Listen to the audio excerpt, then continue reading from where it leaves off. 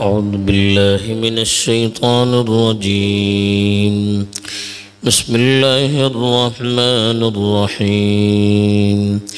اهدنا الصراط المستقيم صراط الذين أنعمت عليهم غير المغضوب عليهم ولا الضالين.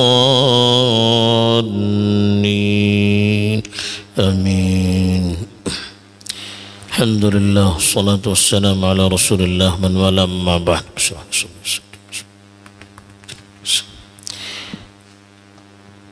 شروع سے بتایا گیا تھا کہ سورہ فاتحہ میں اللہ تعالیٰ نے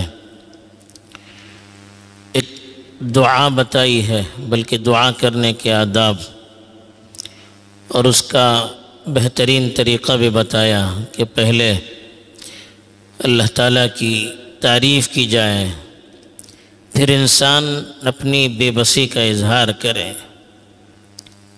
پھر اس کے بعد اللہ کے سامنے دست سوال دراز کرے۔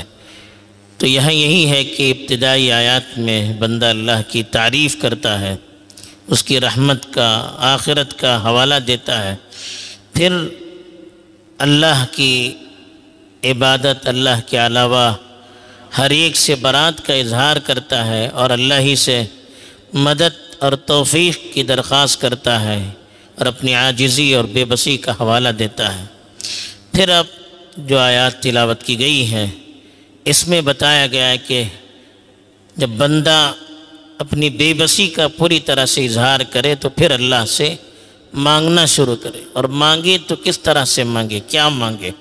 تو یہاں بتایا کہ اہدنا الصراط المستقیم، کہ ہمیں سیدھا راستہ دکھلا دیجیے۔ صراط الذین انعمت علیہم، ان لوگوں کا راستہ جن پر آپ نے انعام کیا، غیر المغضوب علیہم ولا الضالین، نہ کہ ان لوگوں کا راستہ جن پر تیرا غصہ نازل ہوا ہے، نہ کہ وہ جو گمراہ ہوئے۔ اب یہاں پر اللہ تعالیٰ نے بتا دیا کہ کیا مانگنا ہے بندے کو۔ سب سے پہلی چیز کہا کہ صراط مستقیم کی طرف ہماری رہبری کیجیے۔ ہدایت کا مطلب ہوتا ہے نرمی اور ہمدردی کے ساتھ صحیح راستے کی طرف رہبری کرنا۔ اسی طرح سے ہدایت کے معنی ہوتے ہیں صحیح راستے پر جمائے رکھنا، اور صحیح راستے پر مستقل جمے رہنے کی اللہ سے توفیق مانگنا، استقامت کی دعا کرنا۔ اس لیے کہ انسان زندگی بھر نیک اعمال کے کرنے کا اللہ کی طرف سے مکلف ہے۔ روحانی ترقی، ایمانی ترقی، اعمال کی ترقی زندگی بھر اس کی بڑھتے رہنی چاہیے۔ موت تک اس کو صحیح راستے پر اور صحیح اعمال پر اپنے آپ کو گامزن رکھنا چاہیے۔ اس کے لیے ہر وقت اللہ کی مدد کی ضرورت ہوتی ہے، ہر وقت اللہ کی طرف سے صحیح راستے کی رہبری کی ضرورت ہوتی ہے۔ اس لیے کہا ہدایت کا اصل مطلب آتا ہے دل کا کسی طرف مائل کرنا، یا دل کا کسی طرف مائل ہونا۔ یہاں اللہ تعالیٰ سے یہی دعا کی جاتی ہے کہ اللہ ہمارے دل میں سیدھے راستے کا الہام کر، ہمارے دل میں یہ بات ڈال دے کہ سیدھا راستہ کون سا ہے، ہمارے قدموں کو سیدھے راستے پر جمع رکھ۔ تو اس لیے اللہ سے دعا کی جا رہی ہے۔ اور الصراط کا مطلب راستہ، مستقیم کا مطلب ایسا راستہ جو بالکل واضح ہو اور سیدھا بھی ہو، کسی طرح کا کوئی ٹیڑھاپن اس میں نہ ہو، اونچ نیچ نہ ہو، افراط تفریط نہ ہو، ہر طرح کی کمزوریوں سے اور ہر طرح کی رکاوٹوں سے پاک ہو اور بالکل واضح ہو، بالکل سیدھا ہو، جو انسان کو منزل مقصود تک پہنچا سکے۔ وہ کون سا راستہ ہے؟ آخرت کا راستہ۔ اسی کو اسلام بھی کہا جاتا ہے۔ اسی کی رہبری کے لیے اللہ نے قرآن نازل کیا، اسی پر چل کر اللہ کے رسول صلی اللہ علیہ وسلم نے ہمیں دکھلایا، اور اپنے قول و فعل سے، اپنے اعمال سے اور اپنے اقوال، اپنی تقریروں اور اپنی باتوں سے اس کی طرف رہبری کی۔ اللہ کے رسول صلی اللہ علیہ وسلم کے صحابہ اور بعد کے اللہ کے نیک بندوں نے اسی کی روشنی میں چل کر کامیابی کو حاصل کرنے کی کوشش کی۔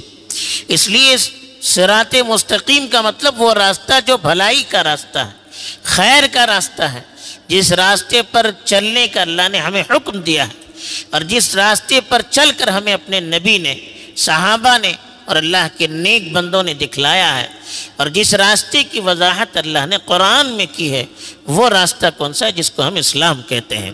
تو ہم اللہ سے دعا کرتے ہیں کہ اے اللہ سیدھے راستے پر ہمیں جمع رکھ، سیدھے راستے کی طرف ہمارا دل مائل کر، ہر چیز میں، ہر عمل میں، ہر قول میں، زندگی کے ہر مرحلے میں سیدھے راستے پر ہمیں جمع رکھ، موت تک ہمیں اس پر قائم رکھ۔ اس کی اللہ سے ہمیں دعا کی جا رہی ہے۔ اب وہ راستہ کون سا ہے؟ ایک تو بتا دیا،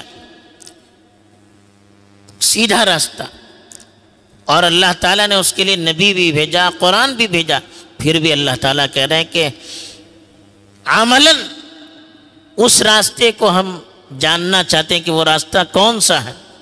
اس کی طرف بھی رہبری کی کہ صراط الذین انعمت علیہم، ان لوگوں کا راستہ جن پر آپ نے انعام کیا ہے۔ انعمت کا معنی آپ نے انعام کیا، علیہم معنی ان پر، الذین معنی جو لوگ سیدھے راستے پر چلے، یعنی آپ کا جن پر انعام ہوا ہے۔ اس سے اللہ تعالیٰ یہ بھی بتانا چاہتے ہیں کہ سیدھے راستے پر چلنا بغیر اللہ کی توفیق کے، اللہ کی رحمت کے، اللہ کے فضل کے نہیں ہو سکتا۔ جن لوگوں کو سیدھے راستے پر چلنے کا موقع ملا، شریعت پر عمل کرنے کا موقع ملا، وہ اللہ کے فضل اور اس کے انعام کا نتیجہ ہے۔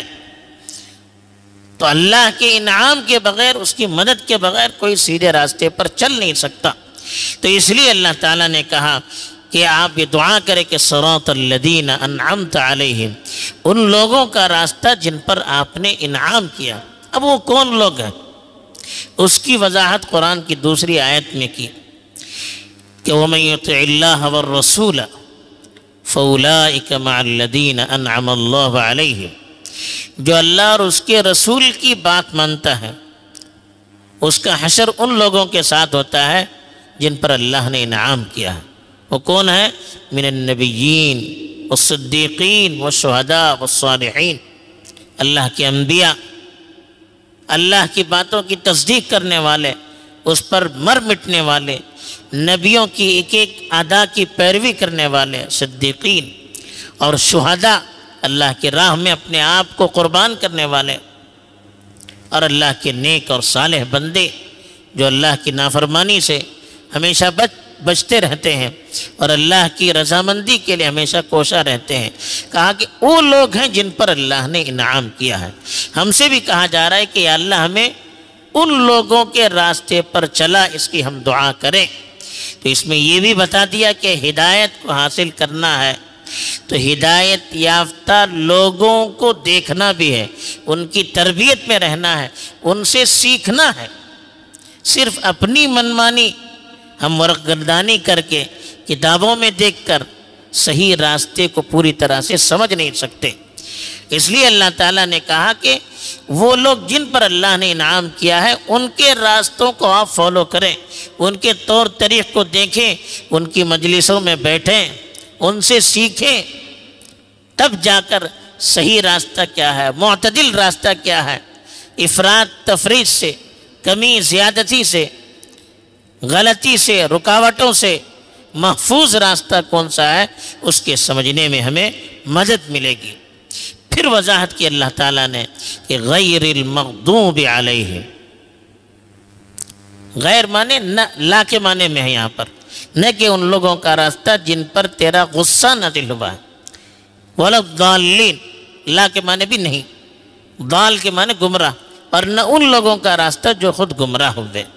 اب یہاں کون لوگ مراد ہیں؟ حدیث میں اس کی مثال دی گئی کہ مغضوب علیہم، جن پر اللہ کا غصہ نازل ہوا ہے۔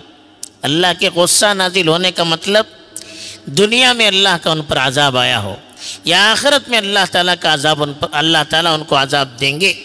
ان کی مثال حدیث میں یہودیوں سے دی، اور ضالین جو راہ راست سے گمراہ ہو گئے، سیدھے راستے سے ہٹ گئے، ان کی مثال حدیث میں نصارہ سے دی، عیسائیوں سے دی۔ یہی دونوں مراد نہیں، بلکہ ان جیسے جو اعمال کریں گے وہ مغضوب علیہ اور ضالین میں شمار کیے جائیں گے۔ حالانکہ دونوں قومیں گمراہ ہو چکی تھی اور دونوں قومیں اللہ کی پھٹکار کا شکار ہو چکی تھی، لیکن مغضوب علیہم سے الگ اور ضالین سے الگ لوگوں کو مراد لیا گیا۔ اس کی وجہ بھی علماء نے لکھی ہے کہ یہود جو تھے وہ جان بوجھ کر سیدھے راستے سے دور رکھتے تھے، بے عملی کا شکار تھے، گستاخی کا شکار تھے، انبیاءوں کو قتل کرتے تھے، ان کو تکلیفیں دیتے تھے، ان کی شان میں گستاخی کرتے تھے، اور جان بوجھ کر سیدھے راستے کے بارے میں معلوم ہونے کے باوجود سیدھے راستے پر چلنے کی کوشش نہیں کرتے تھے، عمدن دین سے دور رہتے تھے۔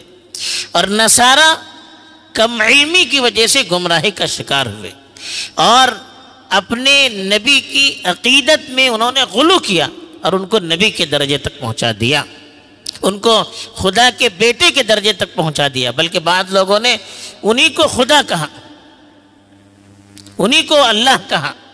تو یہ ایک تو غلو کا شکار ہوئے اور لا علمی کی وجہ سے غلط راستے پر چلے گئے، اور دوسرے گستاخی کے مرتکب ہوئے اور جان بوجھ کر عمدن سیدھے راستے سے اپنے آپ کو دور رکھے ہوئے رہے۔ تو یہ دو کیریکٹر ہیں۔ تو اللہ تعالیٰ سے بندے سے کہا گیا کہ اللہ تعالیٰ سے دعا کرے وہ کہ ایسے راستوں سے، ایسے لوگوں کے راستوں سے جو گستاخی کا شکار ہوئے انبیاء اور اللہ کے نیک بندوں کے بارے میں، اور جو لوگ عمدن اور جان بوجھ کر اللہ کے راستے سے دور رہے اور عمدن بے عملی کا شکار ہوئے، شریعت سے اپنے آپ کو دور رکھا، اور ان لوگوں کے راستے سے جنہوں نے انجانے میں صحیح راستے سے دوری اختیار کی، جو غلو کا شکار ہوئے اور اپنی جو محترم اور مقدس شخصیات تھی ان کو خدا کے درجے تک پہنچا دیا اور اس کی وجہ سے وہ گمراہ ہوئے۔ اس طرح کی جتنی بھی بیماریاں ہیں جس کی وجہ سے اللہ ناراض ہوتے ہیں، جس کی وجہ سے بندہ نافرمانوں کے راستوں پر چلا جاتا ہے، گمراہ ہو جاتا ہے، ان سارے راستوں سے بچنے کی اللہ سے دعا کرنے کی گزارش کی گئی ہے۔ تو اس لیے کہا گیا کہ جو لوگ ان لوگوں کے راستے سے بچتے ہیں، مغضوب علیہم اور ضال، گمراہ اور اللہ کی طرف سے پٹخار شدہ قوموں کے راستے سے اپنے آپ کو بچاتے ہیں، وہ اللہ کی ناراضگی سے بھی بچتے ہیں اور اللہ تعالیٰ ان کو گمراہ ہونے سے بھی بچاتے ہیں۔ بہرحال آخر میں اللہ تعالیٰ نے بتا دیا کہ کیا مانگنا چاہیے، اس مانگنے کی ایک مثال دی اور کہا کہ سیدھے راستے کو طلب کیا جائے اور برے لوگوں سے خود بچا بھی جائے اور بچانے کی اللہ سے دعا بھی کی جائے، اور یہ بھی بتایا کہ سیدھا راستہ جن کو بھی ملتا ہے اللہ کے فضل سے ملتا ہے، اس کے حاصل کرنے کے لیے جن لوگوں پر اللہ نے انعام کیا ہے ان کی زندگی کو دیکھنا چاہیے، ان کی سیرت کو پڑھنا چاہیے، ان کی صحبت میں رہنا چاہیے، ان سے سیکھنا چاہیے تاکہ ان کی روشنی میں ہم بھی اللہ کے انعام کے مستحق ہو جائیں۔ یہ آخر میں پیغام دیا گیا ہے۔ اور سورہ فاتحہ کے پڑھنے کے بعد چونکہ ایک دعا ہے، حدیث میں آتا ہے کہ اس کے بعد آمین کہنا چاہیے۔ اذا قال الامام والضالین فقولوا آمین کہا، آمین کہنا چاہیے۔ ہم نماز سے باہر ہوں تب بھی تلاوت کریں، تب بھی سری نماز میں ہو تو سرن کہنا چاہیے، جہری نماز میں ہو تو جہرن آمین کہنا چاہیے، بڑی آواز سے۔ امام شافعی رحمۃ اللہ علیہ کا مسلک ہے، اور احناف کے یہاں ہے کہ جہری نماز میں آہستہ سے آمین کہنا چاہیے۔ بہرحال آمین کہنا مستحب ہے۔ اللہ تعالیٰ صحیح پیغام سے ہمیں روشنا کرے اور سیدھے راستے پر ہمیں گامزن کرے۔ آمین۔ وآخر دعوانا الحمد للہ۔